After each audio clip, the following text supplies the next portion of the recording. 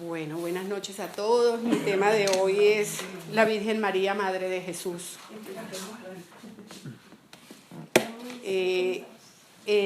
Yo extracté de una catequesis de San Juan Pablo II sobre la Virgen María, el que adoraba tanto su mamita María, y también parte del Padre Carlos Triana Autista, hágase en mí según tu palabra.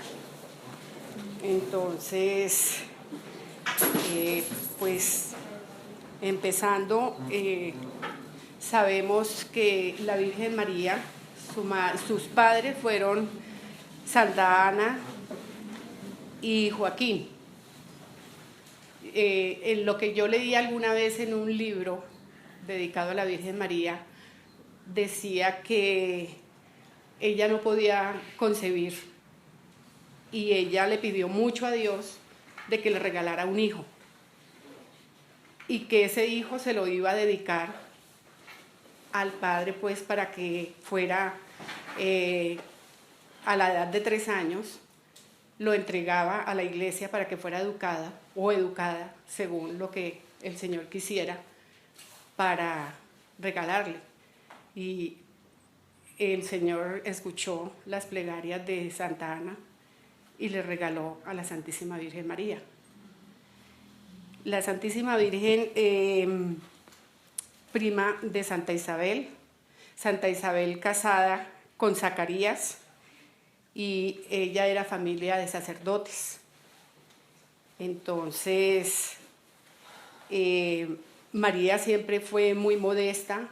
Ella, desde su nacimiento, su crecimiento, ella quería mucho estar pendiente del Señor, y en su madurez y en su inteligencia, ella le pedía que si venía pues un hijo de Dios, que ella quería ser la madre. Y efectivamente a los 3 años, Santa Ana y Joaquín llevaron a la niña, la entregaron a la iglesia, y allí creció la Virgen María, pues con los sacerdotes y criada pues en la religión católica. Ellos eran sus papás de condiciones muy humildes, y María siempre fue la hija consentida del Señor. El Señor sabía de antemano que era la escogida, tanto que ella nació sin pecado. Nunca pues fue muy santa, fue la única humana que nació sin pecado. Del resto todos nosotros nacimos con el pecado original, que se pierde pues en el momento en que nos bautizan. Y dice San Juan Pablo que el Señor tomó todas las bellezas de su omnipotencia para depositarlas en la Santísima Virgen. Él hizo una obra maravillosa creándola a ella. Fue algo maravilloso, algo hermoso, que solamente fue la criatura más hermosa y más bella salida de las manos del Creador.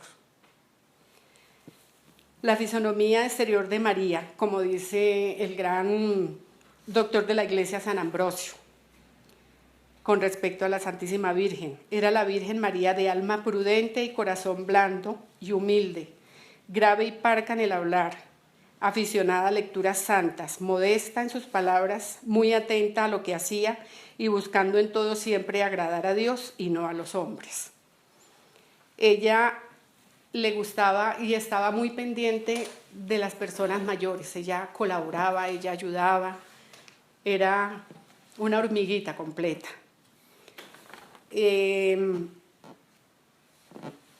Luego viene ya, ustedes saben, el compromiso. Escogieron a San José para ser el futuro esposo de María.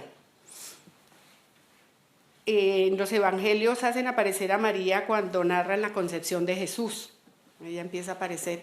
Y el evangelista que más escribió sobre la Santísima Virgen María fue Lucas. Él escribió 2 capítulos sobre la Virgen y el nacimiento del niño Jesús, de todo. Él era el que estaba siempre pendiente de lo de la Virgen María.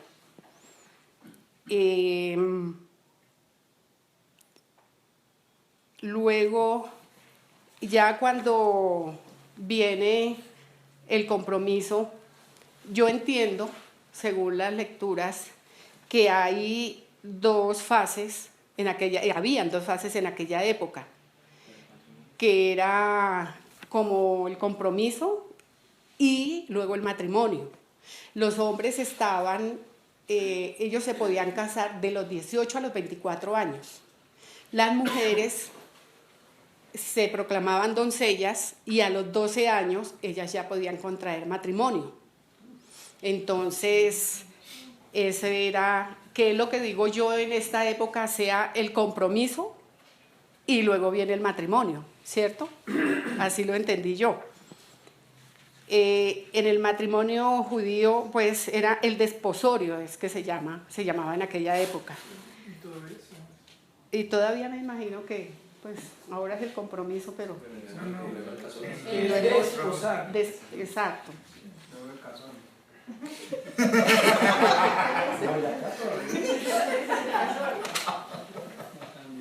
Entonces se comprometían en la casa y hacían, pues, llegaban a acuerdos y a obligaciones. Y ya después, al año, entonces ya el esposo iba por la novia, pues, a la casa de ella y la llevaba del brazo hasta la casa de sus papás para, pues, ya efectuarlo el matrimonio. Entonces, así fue que se hizo el matrimonio de la Santísima Virgen María y el compromiso con San José. Luego viene la Anunciación. Como todos los celulares están guardados, yo aquí tengo la palabra.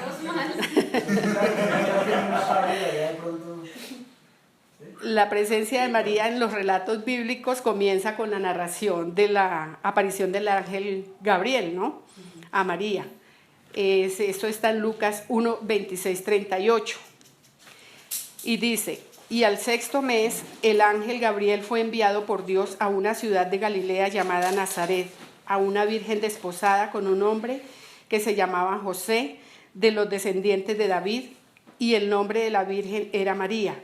Y entrando el ángel le dijo: alégrate, llena eres de gracia, el Señor está contigo. Ante estas palabras María se turbó y se preguntaba qué significaba tal saludo. El ángel le dijo: no temas, María, porque has encontrado gracia ante Dios. Concebirás y darás a luz un hijo al que pondrás por nombre Jesús. Será grande y se llamará Hijo del Altísimo. El Señor le dará el trono de David, su padre. Reinará sobre la casa de Jacob para siempre y su reino no tendrá fin. María, dijo el ángel: ¿cómo será esto? Pues no tengo relaciones. El ángel le contestó: el Espíritu Santo vendrá sobre ti y el poder del Altísimo te cubrirá con su sombra. Por eso el niño que nazca será santo y se llamará Hijo de Dios. Mira, tu parienta Isabel ha concebido también un hijo en su ancianidad, y la que se llamaba estéril está ya de 6 meses, porque no hay nada imposible para Dios. María dijo: aquí está la esclava del Señor, hágase en mí según tu palabra, y el ángel la dejó. Lucas dice, San Juan Pablo, que Lucas ponía mucho empeño en ver las reacciones y las actitudes de la Santísima Virgen María, y esto iba sucediendo, y posteriormente mostraría su asombro ante el oráculo de Simeón y su incomprensión a las palabras cuando Jesús estaba en la pérdida y hallazgo del niño Jesús, ¿no? Que si ustedes se dan cuenta, en el relato que yo estoy haciendo, se condensan los misterios gozosos. Entonces, ella todo se lo guardaba en su corazón y ella lo discernía y ella siempre las cosas que como que le impactaban y eso ella lo guardaba en su corazón y lo pensaba y lo analizaba. Desde el momento de la anunciación, María pues tenía su proyecto de matrimonio con San José, pero cuando vino el ángel y ella dio el sí, a ella lo que más le angustiaba era, ¿y ahora qué voy a hacer yo? ¿Qué le voy a decir a José? Si estoy embarazada, ¿cómo voy a hacerlo, no? Ese era su gran temor. Y José, ella pues se fue los 3 meses a visitar a su prima Santa Isabel, a ayudarle, y se regresó. Cuando ya ella regresó, pues ya se le notaba su barriguita. Entonces San José, pues, ¿qué pasó aquí, no? ¿Cómo así que se fue, volvió y está embarazada y eso? Pero él, en medio de su amor por María, quiso repudiarla, pero en secreto. Cuando en esos momentos, esa noche, Dios le manda un ángel y le dice: José, hijo de David, no temas tomar contigo a María tu mujer, porque lo engendrado en ella es del Espíritu Santo. Dará a luz un hijo y tú le pondrás el nombre de Jesús, porque él salvará a su pueblo de sus pecados. A partir de entonces, José coparticipó totalmente de la gestación de la Santísima Virgen, de su nacimiento, de su educación, porque pues ya con lo que el Señor le mandaba decir con el ángel, pues ya él sabía qué era. Así la virginidad de María adquiere un valor singular, pues arroja nueva luz sobre el nacimiento y el misterio de la encarnación. Y el misterio de la filiación de Jesús, ya que la generación virginal es el signo que Jesús tiene como Padre de Dios mismo. Entonces, Jesús nació de la Virgen María y ella es madre del Verbo encarnado, que es Dios de Dios y Dios verdadero de Dios verdadero. María, las 3 expresiones con las que la Iglesia Católica han ilustrado a lo largo de los siglos la fe en la maternidad de María es Madre de Jesús, Madre Virginal y Madre de Dios. Manifiesta, por tanto, que la maternidad de María pertenece íntimamente al misterio de la Encarnación. Ahora viene María en el nacimiento de Jesús. Como ustedes saben, había un censo y tenían que empadronarse y viajar cada cual a su ciudad natal. Entonces viene el momento en que José y María llegan a Belén para que les hagan pues este censo, pero ellos tocan en todas las casas, en todos los hostales, en todas partes, y nunca encuentran pues quien les abra la puerta. Simplemente todo está lleno, todo, pues no hay nadie que les diga, bueno, venga, yo les doy hospedaje. Por lo cual María y San José, pues San José opta por llevarla a una gruta, y allí la Santísima Virgen da a luz a Jesús. Yo quiero preguntarles, en alguna ocasión estuvimos hablando de esto. ¿Ustedes saben cómo fue el nacimiento de Jesús? Que el sticker lo dijo, y esto me acordaré toda la vida, porque en mi clase de religión de bachillerato la profesora nos lo explicó de esa forma como Néstor lo explicó esa vez. Porque ustedes saben que María no tuvo a Jesús como todas las mujeres tenemos nuestros hijos.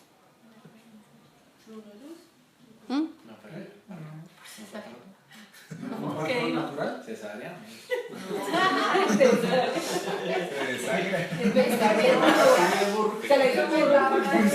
El nacimiento de Jesús fue como cuando un rayo de sol traspasa un vidrio.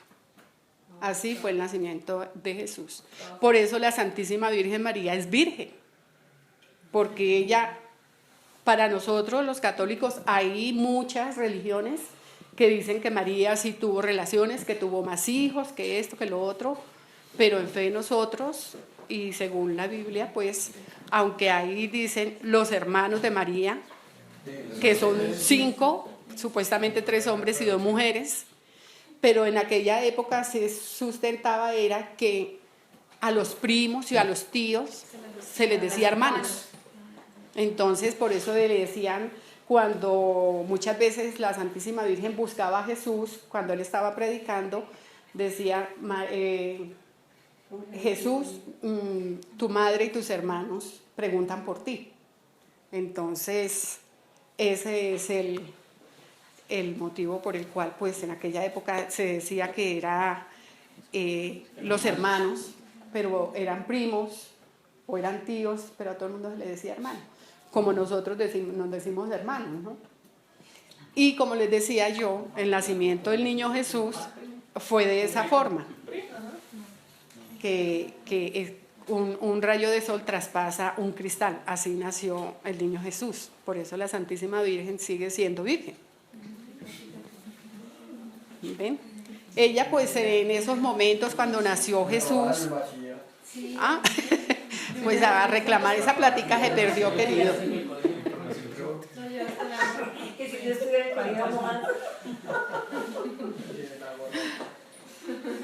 Ya en el nacimiento del niño Jesús, pues bueno, es muy triste porque ellos no tienen, la Virgen María pensaba que no le pudo dar a su hijo lo que normalmente le da uno a sus hijos, ¿no? Que los pañales, que todo eso, pues en aquella época que shower ni que nada.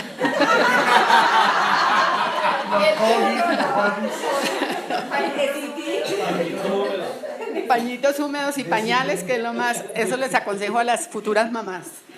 Con Esteban fue y con Ana Sofía. Solo pañales, shower todo de pañales y hasta el año tuvieron pañales. Entonces, la Virgen se entristecía mucho porque pues ella no podía darle a su hijo todo lo que se le podía dar a un hijo amado. Y lo único que pudo haber hecho la Virgen fue en un pesebre acomodar a su niño, envolverlo en unos pañales y acostarlo en un pesebre, porque pues no había nada más en esos momentos. Entonces, esa es, pobrecita, me imagino, la tristeza de la Santísima Virgen y de San José igual, porque pues ver a su hijo que sin nada. Entonces, como estábamos hablando, el rechazo es el no haber encontrado un hospedaje. Decía San Juan Pablo que fue el primer rechazo que tuvo Jesús en vida, de la cantidad de rechazos que iba a tener en toda su vida humana, porque pues nadie le abrió la puerta y entonces ese era el destino del sufrimiento de su hijo y era partícipe de su misión redentora. Jesús, rechazado por los suyos, es acogido por los pastores. Ustedes saben que los pastores también se les presentó un ángel. Eso está en Lucas 2:10, que dice: os anuncio una gran alegría, que lo que será para todo el pueblo. Entonces les exhorta también el ángel a que no tengan miedo, porque acuérdense que en aquella época también Herodes, cuando supo que iba a nacer el Hijo de Dios, mandó asesinar a todos los niños menores de 2 años. Entonces los pastores pues estaban temerosos de que de pronto supieran de que ellos sabían de que el ángel se les había presentado para confiarles que había nacido el niño Jesús. Ellos efectivamente se van, dicen, vamos, si eso es anuncio del Señor, nos vamos a conocer al gran rey. Y se van y encuentran a María. En ese momento ellos llegan con miedo, pero cuando ven a la Virgen María con Jesús, esa expresión de miedo les cambia en alegría. Y entonces sienten felicidad y se postran ante el Señor y lo veneran, lo adoran, y María, muy feliz, alza a su bebé y se lo muestra a los pastores. Este es mi hijo amado. Entonces es feliz pues los pastores de conocer al que iría a perdonar los pecados del mundo y que moriría por culpa nuestra, ¿no? Entonces ya pues es una gran alegría para ellos. El nacimiento de Jesús es el signo del amor misericordioso de Dios, que se manifiesta especialmente hacia los humildes y los pobres, porque Dios ama a los que son humildes y a los que son pobres. Así como cuando la Virgen María se humilló ante el Señor para dar el sí, y al humillarse ella fue exaltada a los cielos, pues más arriba de los cielos, por su humildad.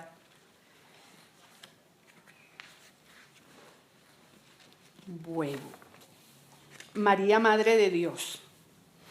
En la contemplación del misterio del nacimiento del Salvador, se ha impulsado al pueblo cristiano no solo dirigirse a la Virgen Santísima como la Madre de Jesús, sino también a conocerla como Madre de Dios. Esa verdad profundiza y percibe ya desde los primeros siglos de la era cristiana como parte integrante del patrimonio de la fe de la Iglesia, hasta el punto que fue proclamada solemnemente en el año 431 por el Concilio de Éfeso. Entonces, ya nosotros los católicos y cristianos conocemos a la Virgen María como la hija de Dios. La Madre de Dios. Y en aquella época también pusieron el nombre de Theotokos. Theotokos es la Madre de Dios. Entonces, se trata de un título que no aparece explícitamente en los evangelios. Ustedes cuando leen la Biblia nunca encuentran la palabra Theotokos, sino simplemente la Madre de Dios, la Madre de Jesús, María como Madre de Emmanuel, que también significa Dios con nosotros. Ya en el siglo III, como se deduce en el Antiguo Testamento, escrito, los cristianos de Egipto se dirigían a María con esta oración: bajo tu amparo nos acogemos, Santa Madre de Dios. No desoigas la oración de tus hijos necesitados. Líbranos de todo peligro, oh siempre Virgen gloriosa y bendita. En este Antiguo Testamento aparece por primera vez de forma explícita la expresión Theotokos, o Madre de Dios. Entonces, en la mitología antigua habían dioses, ¿no? Como por ejemplo la madre de algún dios. De Zeus, por ejemplo, tenía como madre la diosa Rea. Este contexto facilitó tal vez a los cristianos al uso de la palabra Theotokos, pero en este Antiguo Testamento aparece por primera vez, eran la mitología pagana, la fe en la concepción virginal, en el seno de María, de aquel que era desde siempre el Verbo eterno de Dios, porque la concepción virginal se conoce es la Virgen que fue virgen, porque nosotros como humanos fue la única humana que concibió un hijo que fue Dios y que es hijo del Altísimo, porque en el siglo IV el término Teocos ya se usa con frecuencia tanto en Oriente como en Occidente. Y cada vez más a menudo ese término que ya había entrado a formar parte del patrimonio de la fe de la Iglesia. Pero viene aquí en el siglo V, hablo no de Nestícor, sino de Nestorio. Puso en duda la legitimidad de la Santísima Virgen, del título de Madre de Dios. Él puso en duda ese título. Él pretende considerar a María solo como madre de Jesús, simplemente como humano, pero no divino. Era romano, era que era Nestorio. Era un obispo. ¿Era qué? Obispo.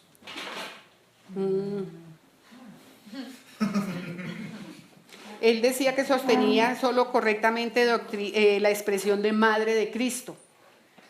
Pero Lo que ¿eso fue en qué? en el siglo V. En el siglo V. Quinto.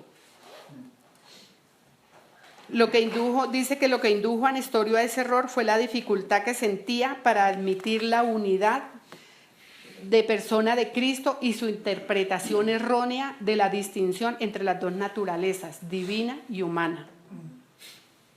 Sí, Nestorio no entendía la unión hipostática, para él era imposible la unión hipostática. Sí.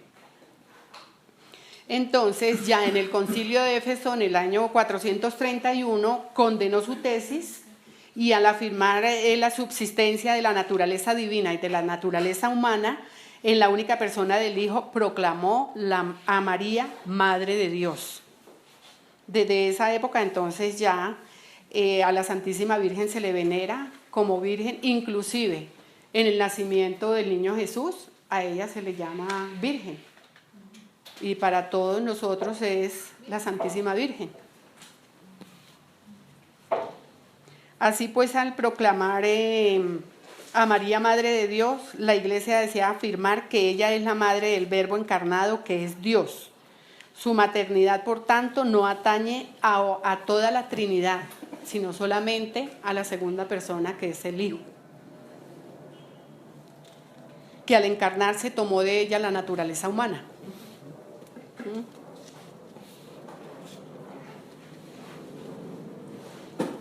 Bueno, listo. María Educadora del Hijo de Dios. Aunque se realizó por obra del Espíritu Santo, María pues engendró a Jesús, tuvo su gestación, tuvo el nacimiento, pero ella también colaboraba como educadora de nuestro Señor, porque a pesar de ser Él divino y se suponía que pues no necesitaba educación, Él siempre fue muy atento y muy abierto a la educación que le daba la Santísima Virgen y San José. Siempre ellos, a pesar de que Él no pecaba, porque Él nació también sin pecado, Él acataba todo lo que la Santísima Virgen y San José educaba, pues la educación que le daban ellos.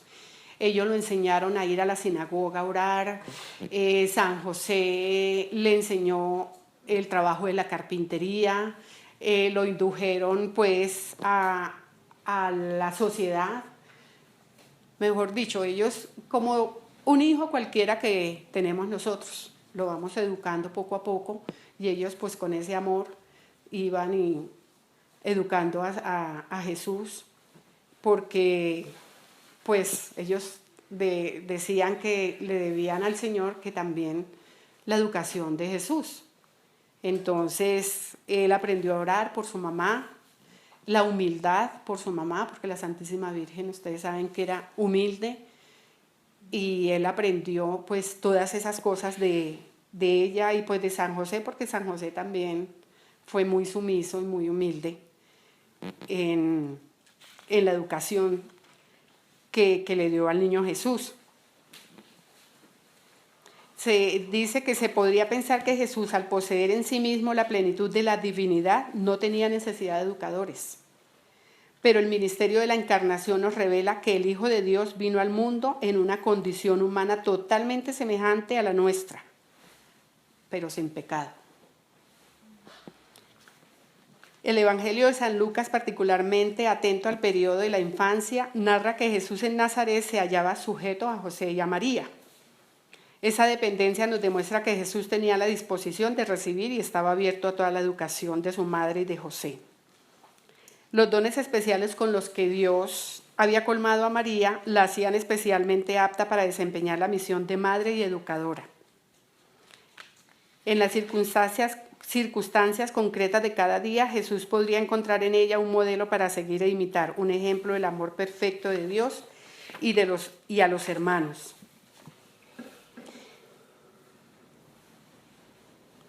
Bueno, esto ya.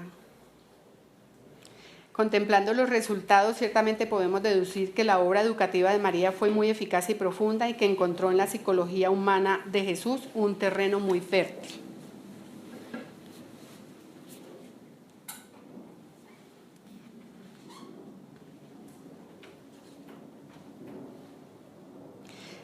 La Santísima Virgen ayudó a crecer a Jesús desde su infancia hasta la adolescencia, pues hasta cuando él ya tuvo sus 33 años, y ella estaba muy pendiente de él, de todas lo que él quería, y a ella le afectó, o sea, fue algo que ella dejó en su corazón, lo que Jesús le dijo cuando se perdió, cuando se perdió en el templo, que él decía que él tenía que hacer las cosas de su padre.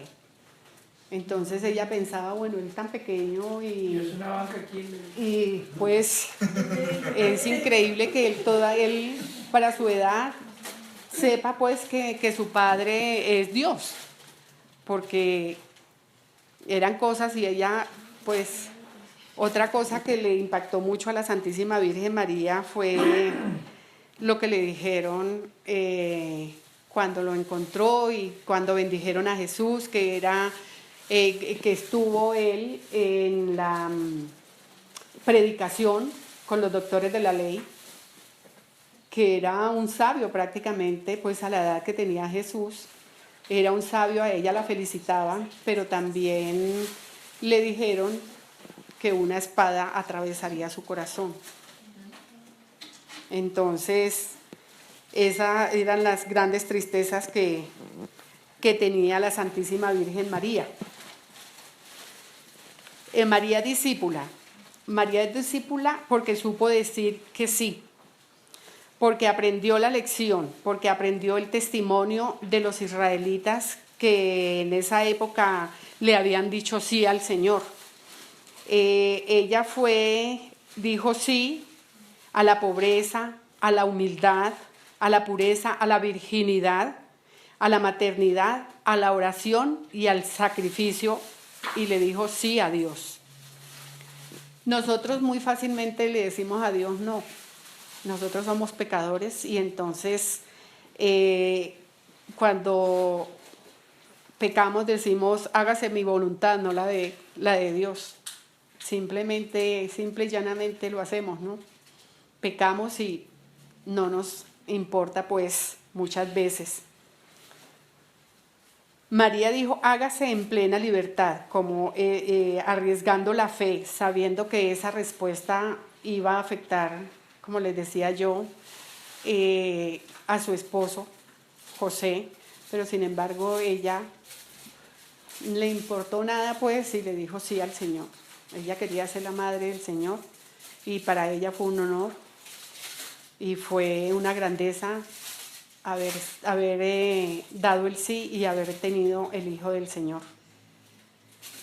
Ella es humilde en 3 sentidos, porque se reconocía criatura, porque sociológicamente era de una casta humilde y nunca quiso tener riquezas, ni lujos, ni nada pues Su único deseo era agradar a Dios. Y fue humilde porque pudiendo pecar no pecó. Vivió dependiendo de Dios, de su gracia, de su amor, porque la voluntad de Dios realizó en los limpios de corazón. Y por último, decimos que un solo corazón. Porque un solo corazón, porque no se puede separar a la Virgen María de Jesús, ni a Jesús de la Virgen María.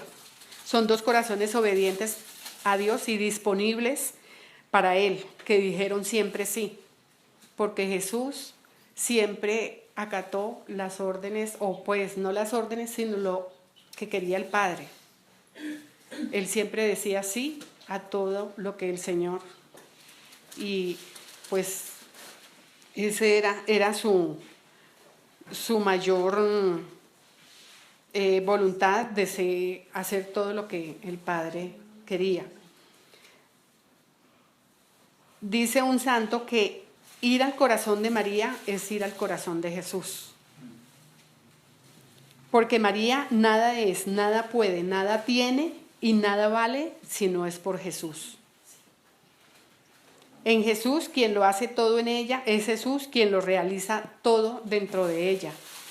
Por lo tanto, no podemos amar a María y no amar a Jesús, o amar a Jesús y no amar a María. Eso es como, no podemos separar dos cosas que Dios ha unido, a la madre y al hijo.